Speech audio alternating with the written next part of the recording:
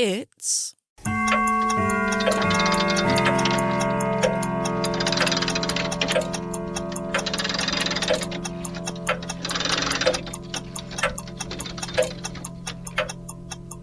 time for episode 11 of the Mystical Times blog podcast, Through Time and Space. In this episode, I'll be sharing my own personal experiences of 2 mediumistic readings I gave in the mid-2000s. Before I do that, if you enjoy the podcast, please could you share any of the episodes with someone who you think would enjoy it. Back to the episode. Do our loved ones communicate with us after they have died? Some people say that they do, and have had some amazing experiences that leave little doubt that it was their loved ones reaching out from beyond the veil. But what about those people who committed the most heinous of crimes? Do they also try and communicate to whoever they think will listen to them? Listen to the 2 experiences that I've personally encountered. Whatever you believe about an afterlife or not, you'll find these accounts very thought-provoking indeed.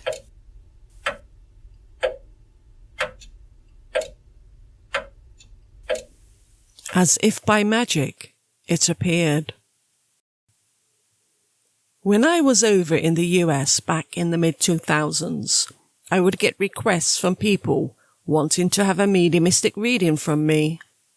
These readings were only heard about by word of mouth, and usually a friend of mine would facilitate where these readings could be held.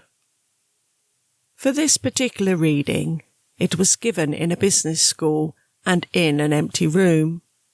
There was no one in this part of the building, apart from myself, my friend, and the woman wanting a reading done. The woman also worked at the facility, and she came into the room, and I spent over an hour with her as I gave her a reading. Her deceased grandfather's energy came through, and it was only afterwards that I found out that it was him she was wanting to hear from.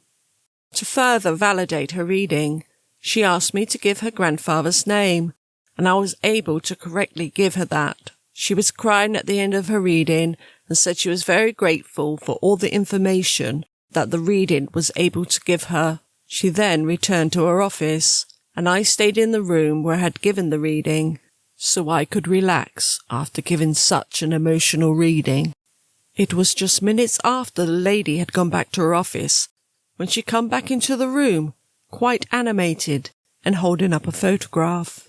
She then told me that when she had gone back to her office, she had found the photo of her and her older sister taken at school when they had been children.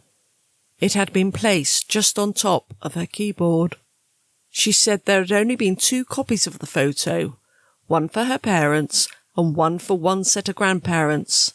One of these grandparents was the person who came through in the reading. She was so shocked and shaken up with finding this in her place of work, understandably so.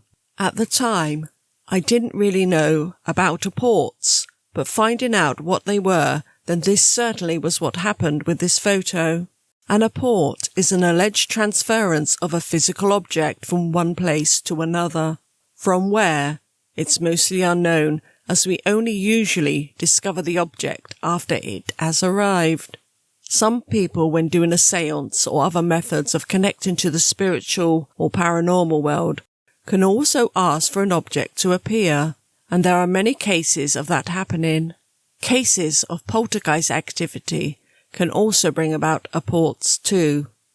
I also believe that there's a spiritualist church in the UK which has an apport cabinet filled with objects and items that they have received over a long period of time when communicating with the spirit world.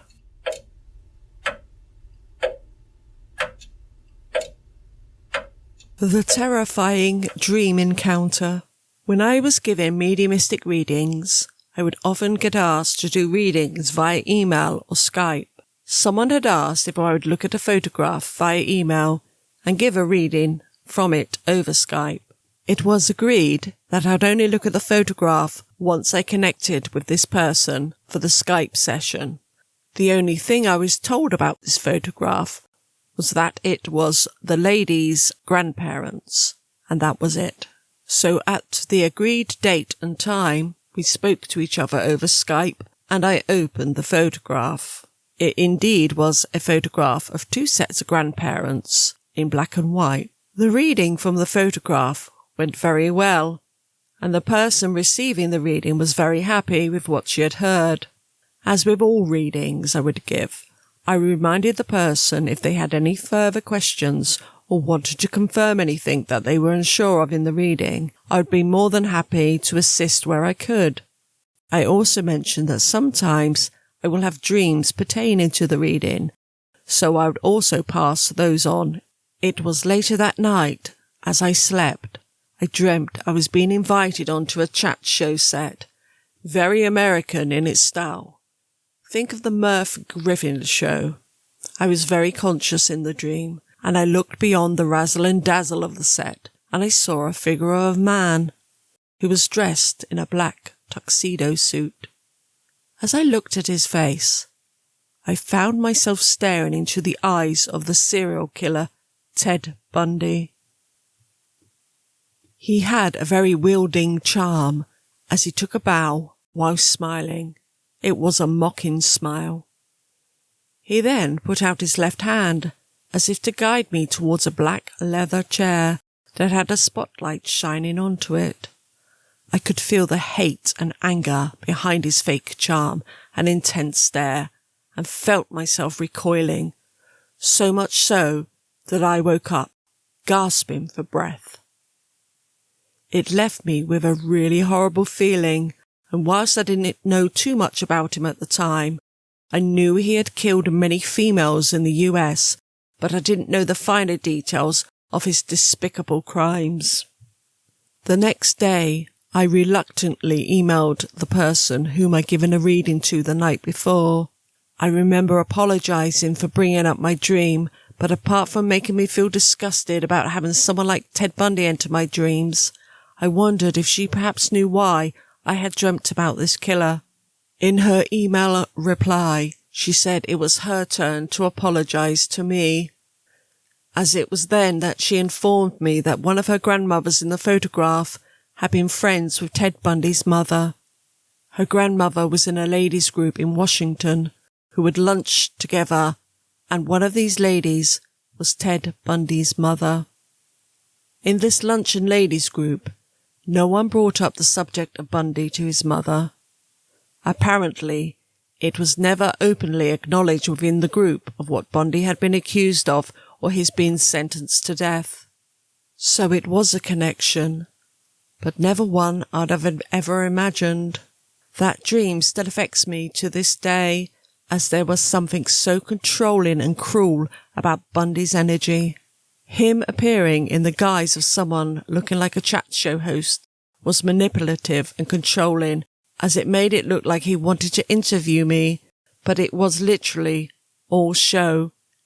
It has really made me think about someone in life whose own actions have caused so much pain and terror to others, yet their energies are still around.